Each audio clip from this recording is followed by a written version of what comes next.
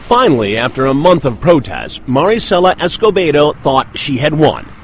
An appellate court found Sergio guilty of murdering Maricela's daughter, Ruby, and sentenced him to 50 years in prison. But it was too late. Sergio had already left town again, and again, the authorities didn't seem to be looking for him. So her son Juan says Maricela went to the last place the killer had been found. Not Juarez, but that town hundreds of miles away, Fresnillo. He was there. He was there. Living a life like a family man with another girl, with new babies, new family. How hard was it for you and your mother to find Sergio? Not hard at all. This is where Maricela's story became the ultimate symbol of crime's grip on Mexico. And it became even clearer why the police hadn't picked Sergio up. Because Juan says that Sergio had actually joined up with a drug cartel known as the Zetas. Made up of former Mexican special forces, the Zetas are considered the most brutal cartel in all of Mexico. U.S. and Mexican law enforcement blame them for such atrocities as last year's massacre of 72 migrants, and in February, the killing of a U.S. special agent.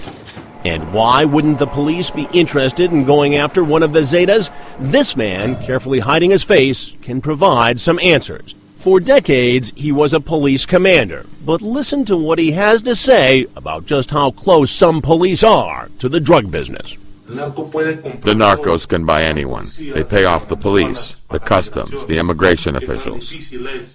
Just how deep is the corruption? The reason he won't show his face is because for all those years, at the same time he was a police commander, he was also a hitman, a sicario for the Juarez cartel. I'm going to tell you about 20 years of my life dedicated to serving narco trafficking, the cartel, serving them with these hands, torturing and killing people. He left his life as a sicario in late 2007. Now he's telling that grim story in a documentary and book, El Sicario, by Molly Malloy and Charles Bowden. Bowden, an author who's been following the drug trade for 25 years, was the first to connect with a sicario, has checked him out thoroughly, and is convinced he is the real deal. Bowden says that along the way, he learned something shocking about his source. He wasn't a man who started out as a cop and turned bad. He actually began as a young cartel thug and only joined the police at the suggestion of the cartel. And they say, look, you're going to the State Police Academy. How is it possible that a drug cartel leader could choose who he wants to go to the State Police Academy? See these hands? That's the Mexican government and the drug organizations. That's how it worked. In fact, the sicario says in a class of 200, there were actually 50 police cadets on the cartel payroll. And some top Mexican officials have been found taking large sums of money from the cartels, including a chief of the Attorney General's Organized Crime Investigations Division and a drug czar. And it's not just Mexico. The cartels have been paying American officials as well, like this Border Patrol officer who was convicted of taking $5 million in exchange for letting tons of marijuana into the U.S. The sicario says that as a police cadet, he even spent time training with the FBI across the border in Tucson, all while being a member of the cartel. Imagine a hitman on the payroll of the cartels being promoted to commander of the Juarez Police Anti-Kidnapping Squad. So he's doing the kidnapping for the cartels and investigating the kidnapping. He said it would actually happen that they would have snatched somebody, kidnapped him.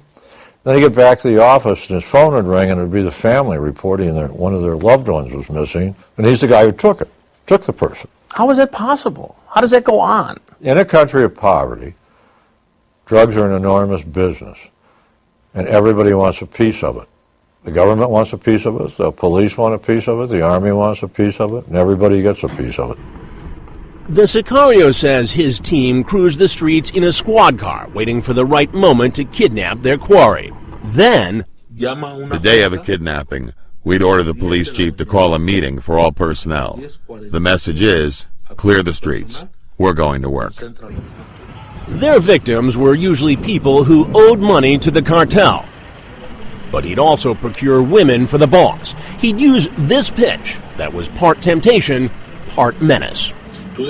Listen, if you agree to come with us, you'll stay for a week in the best hotel on the best beach, and you'll have a very pleasant week. Many, many women went along with it, and they are alive. But many others believed that they could outsmart us, and I never saw them again.